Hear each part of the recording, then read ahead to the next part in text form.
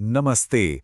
आज हम एक बहुत ही गहरे विषय पर बात करने वाले हैं, श्री अरबिंदो का समग्र योग। चलिए इसे आसान भाषा में समझने की कोशिश करते हैं कि कैसे ये रास्ता जीवन को एक दिव्य जीवन में बदलने की बात करता है। अक्सर हम सुनते हैं, है ना, कि आध्यात्मिकता के लिए शरीर से, इस दुनिया से दूर जाना जरूरी है। कई आध्यात्मिक परंपराएं यही कहती हैं।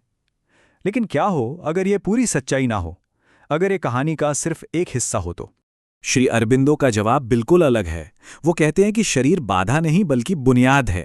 मतलब सच्ची आध्यात्मिक सफलता जीवन को छोड़ने में नहीं बल्कि उसे पूरी तरह से जड़ से बदलने में है। ठीक है, तो चलिए इस सफर पे निकलते हैं और श्री अरबिंदो के इंटीग्रल योगा के इन 5 जरूरी हिस्सों को एक-एक करके समझते हैं। तो सबसे पहले बात करते हैं संश्लेषण के योग की। श्री अरबिंदो ने देखा कि कई पुराने रास्ते इंसान के किसी एक पहलू पर ही ध्यान देते थे और यहीं से ये विभाजनकारी प्रवृत्ति या सेपरेटिव टेंडेंसी पैदा होती थी। तो इंटीग्रल योगा क्या है?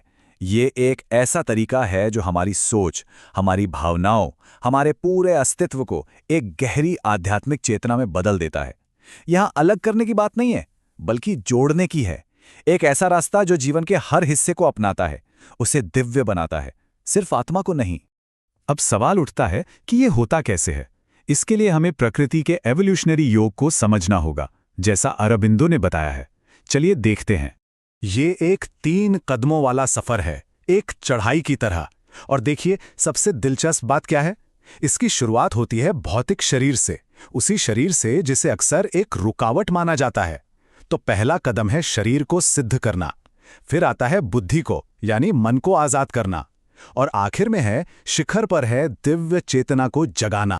श्री अरबिंदो के शब्दों में कहें तो भौतिक जीवन से मुंह मोड़ना मतलब उस दिव्य ज्ञान की पूर्णता से मुंह मोड़ना है और धरती पर उसके मकसद को ही नकार देना है। तो साफ है ना, शरीर को साधना कोई भटकाव नहीं है, बल्कि ये तो आत्मा की पहली जीत है। शरीर के बाद बारी आती है मन की। मन एक बहुत जरूरी औजार है, इसमें कोई शक नहीं। लेकिन ये इवोल्यूशन का, विकास का आखिरी पड़ाव नहीं है। इसे आज़ाद करना मतलब इसे एक ऐसे शक्तिशाली टूल के तौर पर देखना जो हमें बुद्धि से भी परे एक दिव्य चेतना के लिए तैयार करता है। अब ये सब सुनने में तो बहुत अच्छा लगता है, लेकिन असल में ये बदलाव होगा कैसे? इसका तरीका क्या है? इसका मूल तरीका है आत्मसमर्पण, अपने हर काम में। इसका मतलब है अपनी इच्छा, अपना दिल, अपनी सोच, सब कुछ पूरी तरह से उस दिव्य शक्ति को सौंप देना। एक तरह से अपनी पूरी जिंदगी को ही एक यज्ञ बना देना। और इसे करने के 3 व्यावहारिक कदम हैं। पहला, अपने सभी कामों को ईश्वर के लिए एक यज्ञ मानकर करें। दूसरा, काम के फल से कोई मोह ना रखें, उससे खुद को अलग कर लें। और तीसरा, मैं ये कर रहा हूं, इस अहंकार के भाव से छुटकारा पाएं। तो देखिए, काम रोकना नहीं है, बस काम के पीछे की चेतना को बदलना है। लेकिन ये समर्पण इतना आसान नहीं है, है ना? हमारे अंदर का एक हिस्सा इसका विरोध करता है, और वो हिस्सा है हमारा अहंकार।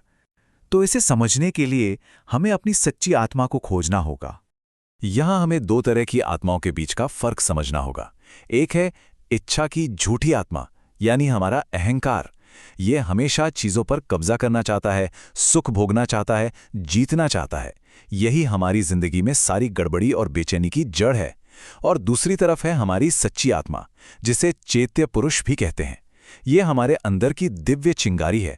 जब ये सामने आती है तो हमारी जिंदगी बदल जाती है और अहंकार और इच्छा की वो झूठी आत्मा खुद ब खुद घुलने लगती है। तो मतलब ये नहीं है कि हमें अपनी जिंदगी के कामकाज छोड़ देने हैं। नहीं, बिल्कुल नहीं।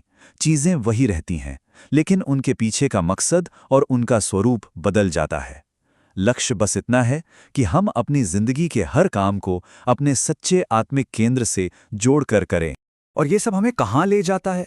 इस पूरी यात्रा का, इस पूरे संश्लेषण का आखिरी मकसद क्या है? ये एक ऐसी धारणा है जो सच में क्रांतिकारी है। इसका लक्ष्य है इसी धरती पर एक दिव्य जीवन। एक ऐसा जीवन जहां इंसान की भावनाएं दिव्य आनंद में बदल जाएं, जहां हमारे काम सिर्फ हमारे न रहें बल्कि एक दिव्य शक्ति की गति बन जाएं, जहां हमारा ये भौतिक शरीर भी ऊंचे से ऊंचे आध्यात्मिक अनुभवों को सह सके। ये प्रकृति के भौतिक, मानसिक और आध्यात्मिक तीनों स्तरों का एक मिलन है। एक तरह से ब्रह्मांड में ईश्वर के काम पर उसकी अंतिम मोहर। तो आखिर में ये सवाल बचता है, क्या प्रकृति का ये विकासात्मक योग, ये एवोल्यूशनरी योगा सिर्फ कुछ लोगों का निजी रास्ता है, या ये इंसानियत के विकास का अगला पड़ाव हो सकता है? ये एक ऐसा सवाल है जो हम सबको सोचने पर मजबूर करता है।